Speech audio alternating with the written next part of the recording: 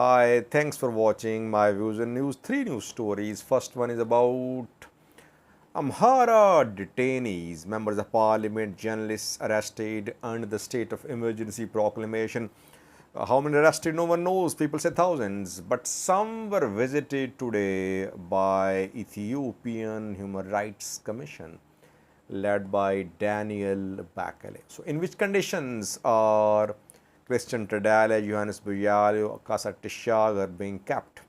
And where are they being kept? Secondly, another disappointing news for Eritrean government. On Saturday, there were protests outside the venues of not two but three festivals. Earlier, today I reported about clashes between Eritreans in Tel Aviv, Israel. I reported about opposition protest against Eritrean festival in Norway. Now another news story about a festival in Europe cancelled today. Thirdly, viewers, Tigray, horrific revelation by a Tigray journalist about his sister. His sister was raped in Makale. A journalist disclosed that today, painful story which the journalist has shared in his social media account. Firstly, viewers, Amhara prisoners were visited today by Ethiopian Human Rights Commission led by Daniel Bakale. We know that top Amhara MPs, journalists, scholars are in detention. Christian Tadale, member of parliament of the House of Representatives, under arrest in detention.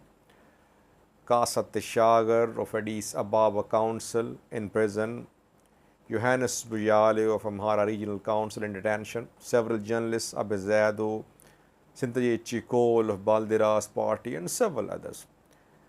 They are not being kept in Addis Ababa or in the Amhara region. The commission members visited them in Avash Arba, in a far region today. They're being kept at a camp, detention camp in Avash Arba. I think Daniel Bakale himself went to Avash Arba today.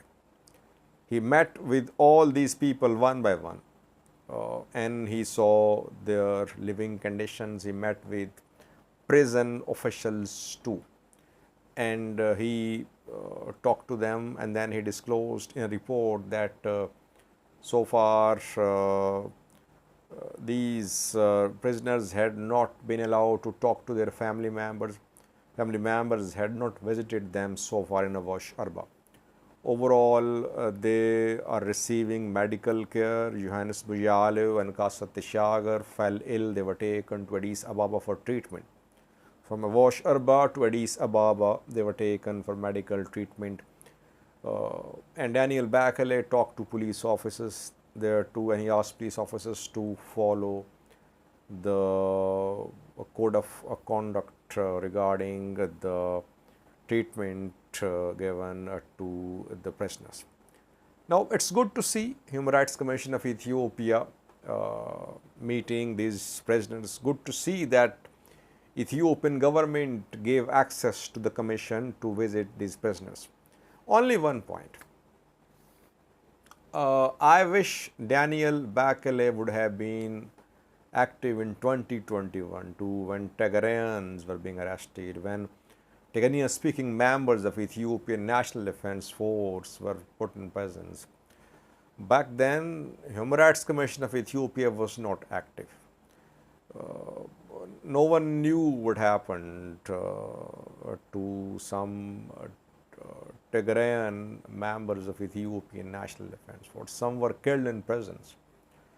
But it's good to see Daniel Bakale to be active, though Tigrayan activists, some Tigray news sources, they accuse Daniel Bakel of being pro-Amhara. They say he is pro-Amhara and that is why he is active. But at least he is active and even now he can visit, he can ensure at least there are no Tigrayans in prisons, no Tigray speaking members of ENDF. But it's good to see him meet with these MPs, the journalists and members of other organizations who are in prison in Awash Arba. Second, viewers, another disappointing news for Eritrean government. Their festivals abroad are being attacked, cancelled. Eritrean government at a loss. It has no strategy how to counter this strategy adopted by opposition groups. 3 festivals disrupted today, one in Tel Aviv, Israel, where more than 100 were injured in clashes between Eritrean opposition groups and pro-government groups. Police members injured, 11 received bullet wounds,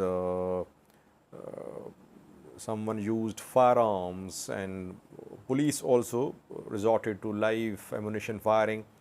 But reportedly in the 2 communities as well, there were some members who were armed and they fired at each other, and that led to 11 people receiving bullet wounds. So in Israel, the festival disrupted. In Norway too, we saw that a festival was disrupted today.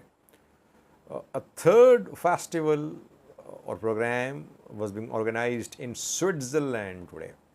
Though we heard 2 days ago that this program had been cancelled, but it was organized in Switzerland in Oberiswil locality, municipality. Opposition groups came to know that in Oberiswil festival was being organized. They contacted landlord 2 days ago, asked him to cancel the program. He did not. Then hundreds of Brigade Niham, the members, entered Switzerland, where police tried to stop them from reaching the festival venue. Police told them that festival had been cancelled, but festival was underway. Around 500 Brigade Niham, the members, managed to reach the venue in Oberiswil, Switzerland, where festival was ongoing, and then festival had to be cancelled. So in Switzerland, Eritrean pro-government program cancelled. In Tel Aviv, near Eritrean embassy, a program to commemorate the start of struggle for independence disrupted. In Norway as well, there was a clash reportedly. There was a protest outside the program organized by a pro-Eritrean government group. So,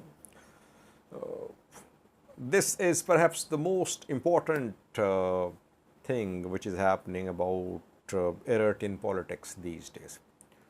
It's not happening in Eritrea but outside Eritrea. These opposition groups are getting bigger, by the way, in 3 different locations: Norway, Switzerland, Tel Aviv, Israel. They held big protests, several hundred in each of these locations. So, Brigade Niham getting bigger, stronger. I wouldn't be surprised if I come to know in coming days that Brigade Niham and other opposition groups have come up with new plans to hurt Eritrean government. Let's see. Thirdly, viewers, Tigray, where rape allegations are rampant now. Though in the 2-year-long war, Tigray leaders kept on accusing Eritrean military, Ethiopian military, that both Ethiopian and Eritrean soldiers were committing sexual violence against women in Tigray. But even after Pretoria deal, rapes are being committed, women are being harassed. During Ashinda celebrations, women complained they were harassed. Zaid Haftu's murder is still unresolved. Makale police trying to turn it into accident, road accident. Now, a journalist has shared his painful story. Journalist from Tigray. His name is Wadi Roma. He has shared his story on his social media account. Difficult to share what he shared. He said that his sister was raped in Makale. And a case was registered at a police station in Makale. The girl was brutally raped by the rapist. The girl and the journalist tried to follow the case, but after a few days, the accused was arrested. The rapist was arrested, identified by the girl, arrested by police, but after a few days, the rapist was released. So, Wadi Roma has raised questions about the system put in place in Tigray. His personal story, obviously, it was difficult for him to share this story, but he's not alone, by the way. Several other women, their family members, are speaking about rape. I think Tigray government will have to be strict. It will have to take these rape allegations seriously. Problem is that when someone talks about rape allegations or rape cases in Tigray government or Tigrayans, loyal Tigrayans, they declare those who criticize or who report about rape cases as anti-Tigray. They say these are anti-Tigray elements. They are these are pro-Eritrea. These are pro-Abiy, Amhara activists and sources which are spreading false information about Tigray. But Wadi Roma is not pro-Tigray. He is not pro-Eritrea or anti-Tigray. Allegations are coming from within Tigray. Tigray government will have to be government. It is government. Its responsibility is protection of women, protection of all sections of society. But I think the government is more focused on how to keep opposition under control. Government does not want opposition to protest on Thursday. Rape, I think there should be some separate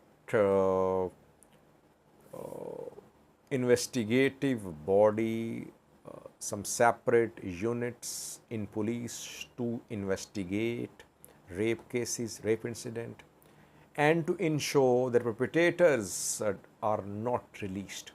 Speedy trial courts can be established as well. A lot can be done, but it can only be done if Tigray government acknowledges the intensity, the gravity of the situation. So far, this realization is missing that women are suffering sexual abuse still after the signing of Pretoria deal.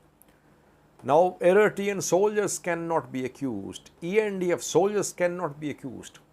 Whatever is happening to women in Tigray is happening at the hands of those who are in positions of power. Or they have silent support for rapists, you can say. Thank you for watching.